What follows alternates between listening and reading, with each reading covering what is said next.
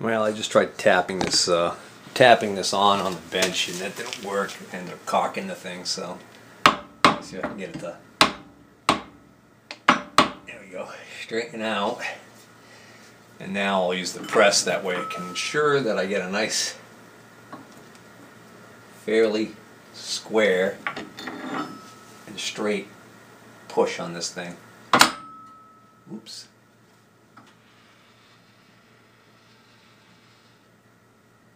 Wow, that bearing is such a loose fit in that other part that I just fell out. You see, now that's going to be a pain in the butt, because then I bet you it's not such a loose fit that I can get it back on easily.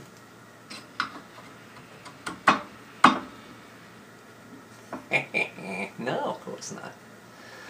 Alright, so let's take this off.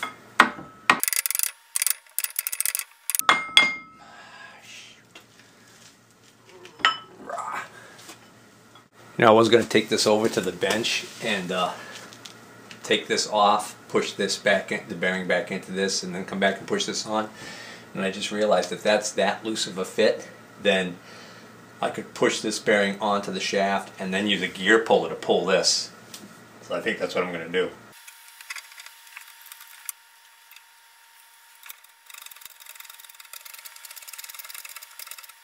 Okay, so now the top of the bearing is flush with the end of the shaft, which isn't far enough because I need to push it down far enough so I can get that snap ring on. So I can't push it with this block anymore. Now I need to find something I can use to push this outer. Well, actually, I want to push on that inner race of the bearing. Yeah, let's see what I got. Hopefully I got a piece of pipe or something. Alrighty, so now that the bearing's started this far, it shouldn't want to cock on the shaft, because I've got this 2-inch PVC pipe, and this looks like it's going to work out just fine. So the OD is just slightly big, but the point is that it's going to be, I'll be putting force on this inner race, so this end is nice and square. This end, yeah.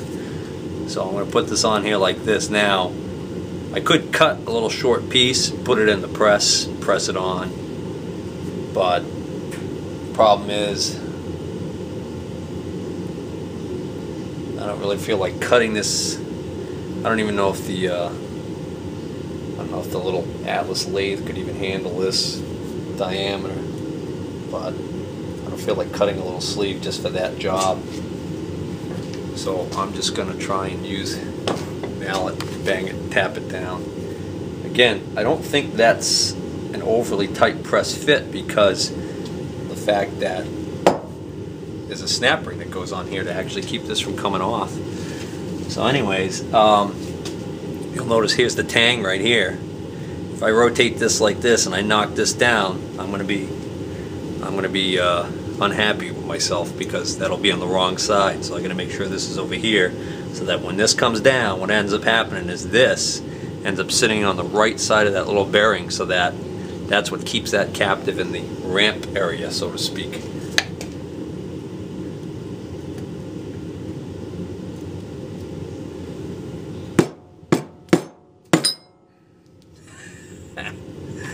Ugh, that's funny. Well, now I can demonstrate what I was talking about. Alright. So I'll have to deal with putting that back on this once I get this down. Yeah, it's hard to believe, but that actually goes down further and a snap ring sits on in there to hold that on. And yet, my experience right now with this thing, I don't even think it needs a snap ring.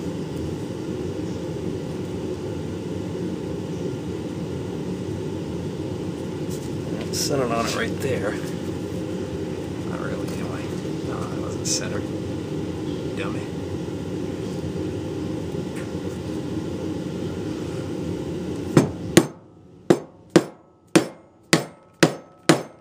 There we go. I think that's it.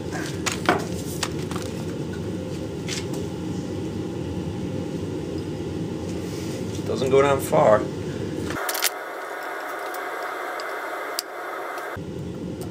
don't want the end of the snap ring here sitting. Yeah, there we go. Oh yeah.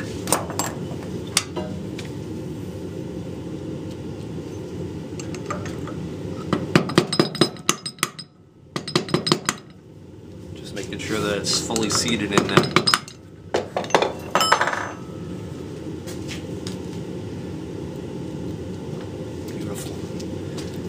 Now, that's funny, this, I guess the diameter of the belt is what keeps this up high enough so that it's in the right position, because even when this could still pass that point where it's not supposed to go. Kind of weird to me. Alright, let me get that puller.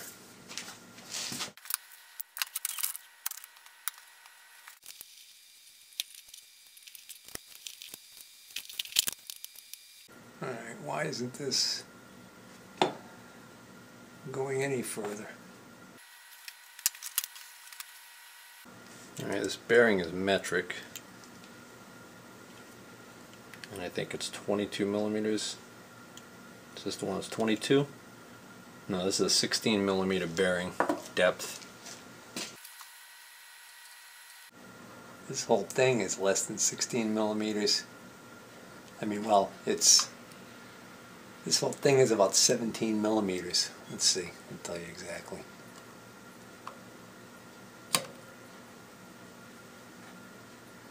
Yeah, this cup is 17 millimeters.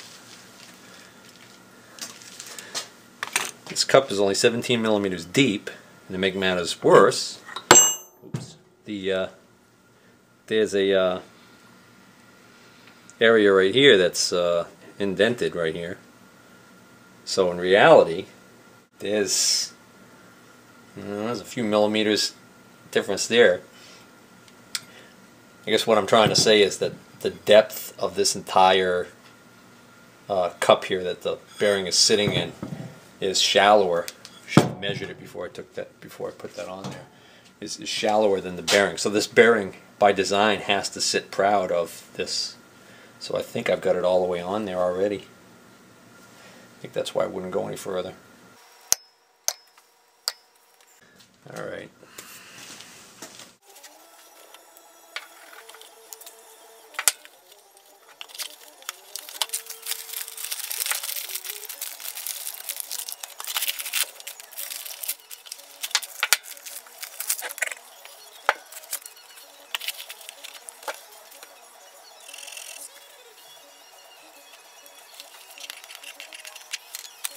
Alright, so see the challenge here is that I've got to get that assembly down in here, and this belt right here has to go on that sector gear or pulley on the bottom, that rig pulley.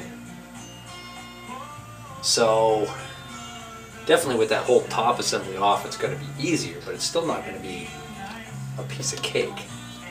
If there was some way to relieve the tension, if there was some way to make this pulley actually go slack, that would make it a lot easier, but I don't see that. And the other possibility is I could take the belt off of this pulley like this, and that would slide. I think that's what I'm going to do. I'm going to took that off of this side. I'll slide the assembly down in there, and then I'll see if I can't get this pulley to pop on to this wheel. We shall see.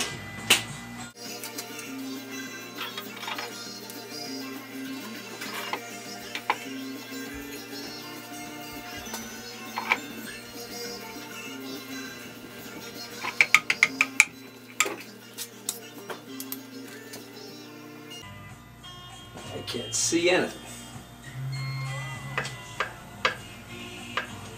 The fact that that's springing back up makes me think that the belt is underneath it in a place where it shouldn't be.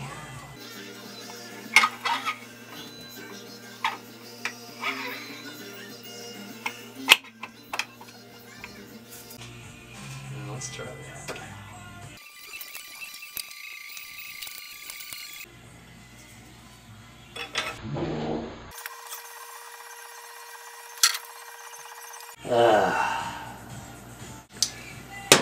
Doesn't seem to be working.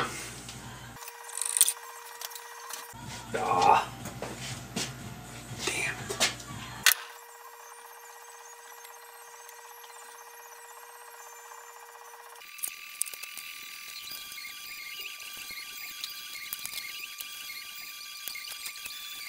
Alright, I got this on. Got that belt on. Chance for you to learn from my mistakes. The idea of having the belt way over, slack on this side, dropping this in, and then trying to get the belt to pop onto this large pulley over here, bad idea. It doesn't want to stretch enough to make that happen. That belt's nowhere near elastic enough. And also because it has to go underneath this guard in the casting here, which you can't see now, but it kind of gets pinched in there, and so the belt was being kind of pulled up against that as I was trying to turn it. I actually damaged the edge of this belt a little bit, so that was a no-no. So hopefully that's not going to come back to haunt me. Anyways, what I ended up doing was I put it back on this pulley like it should be, and then I just kind of work this down there slowly. This, as you can see, doesn't stay because this is not supported by this top housing. I can actually tilt this over a little bit, and that gives me a little bit more play. What I do is I just kept rotating this and playing with this and working it down, and then I got it to finally drop in, and now I'm confident that that's locked in where it's supposed to be. So that's working fine. So now I've got to get the big drive pulley up into the sheave, and of course it has pulled the disappearing acting, kind of gone underneath here. So hopefully I can get this out. Otherwise I'm gonna have to pull this out and do it again. Okay, so just pop the sheave. I don't know if I think I might just pop this whole thing up again. Can't tell if it's off of that other belt now or not. Good news is though, I think I can get this belt out. It's this side still caught underneath there somewhere. Alright, so I'm going to have to pull this out, and I need to put the big belt in the sheave before I do what I just did to get that in again. Because I think what's happened is I think the big belt is underneath the lower sheave, and I can't get it to come past because the brake assembly is in the way. That's what it is, the brake. I don't know if you can see it, but it's actually pinched between the brake. It was stuck right in there between the brake mechanism and that. I wonder if I could just leave this out. I could leave that out like that, I wonder. I think I do want to get this before I forget about it in here.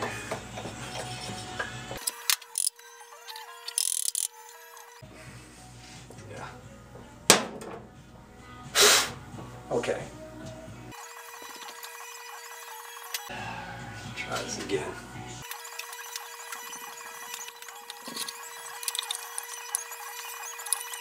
So, got that large belt in the sheave.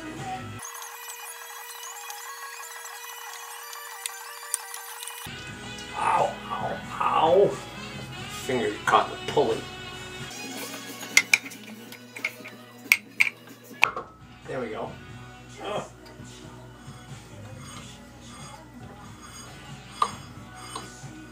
Okay, now we're in. And the big belt is where we want it. Good. Finally.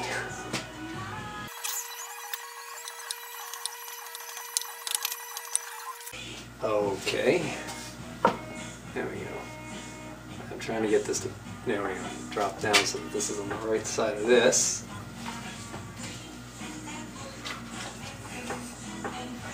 Okay.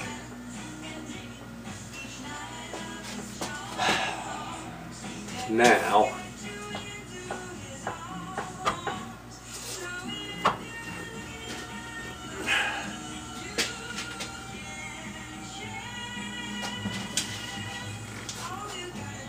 that's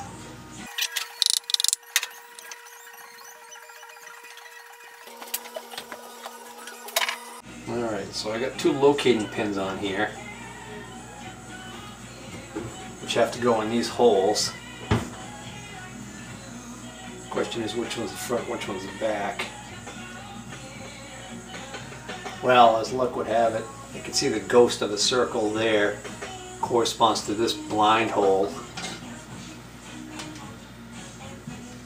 So, actually that would work either way.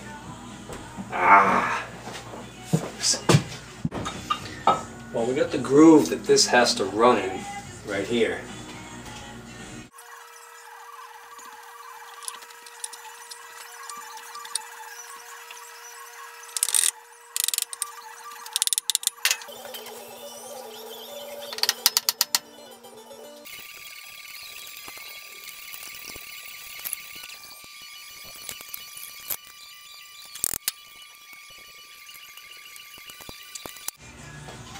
Well, this obviously isn't going to work.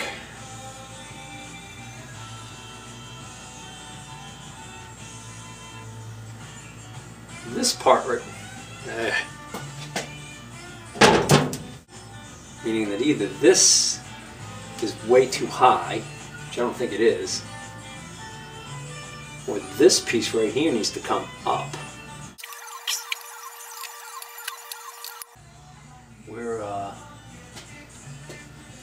about half an hour, well, we're less than an hour away, I think, the start of the Super Bowl. So I don't hold out much faith in me getting this straightened out before I quit for that.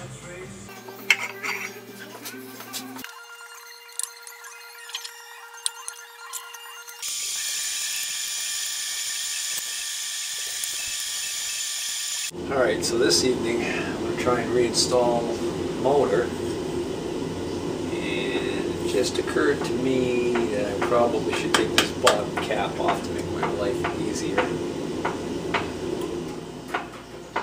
Whether or not I'm going to even be able to hoist that heavy thing up here.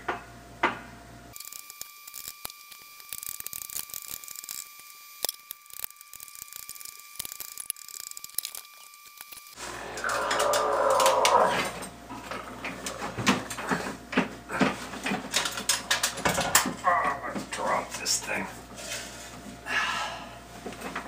Damn it. And it's heavy.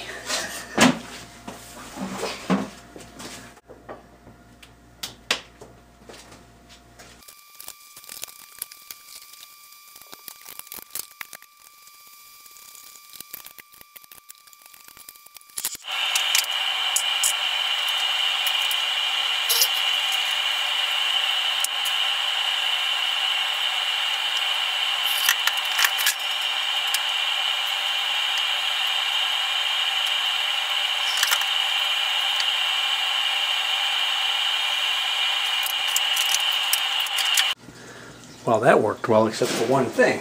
I got the cord on the wrong side, and I didn't have enough slack to flip it around. So I moved the VFD up on top of the table, clamped it to the table. That gave me enough slack, so now I can just flip this over to the other side where I need it to be. There we go. That's how I needed it.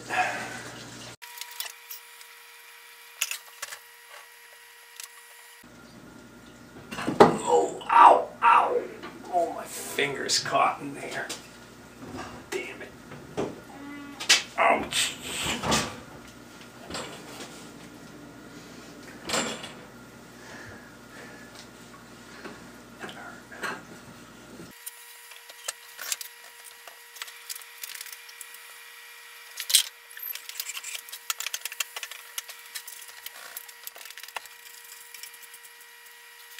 Alright,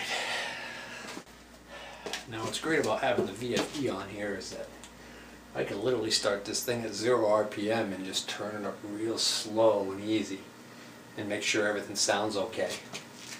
As opposed to if I didn't have the VFD on here and I had a regular rotary phase converter, I would be turning it on and applying the full 230 volts to it immediately, and it would immediately want to be going up to over 150 RPM, which I don't really want to do. Matter of fact, I'm going to go one further. Right now I've got the drive in neutral. I'm going to leave this in neutral and start it. I don't have to worry about the switch here because that's bypassed.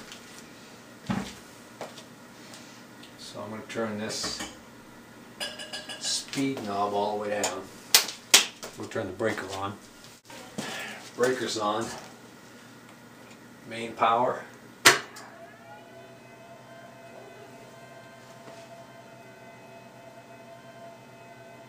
Okay.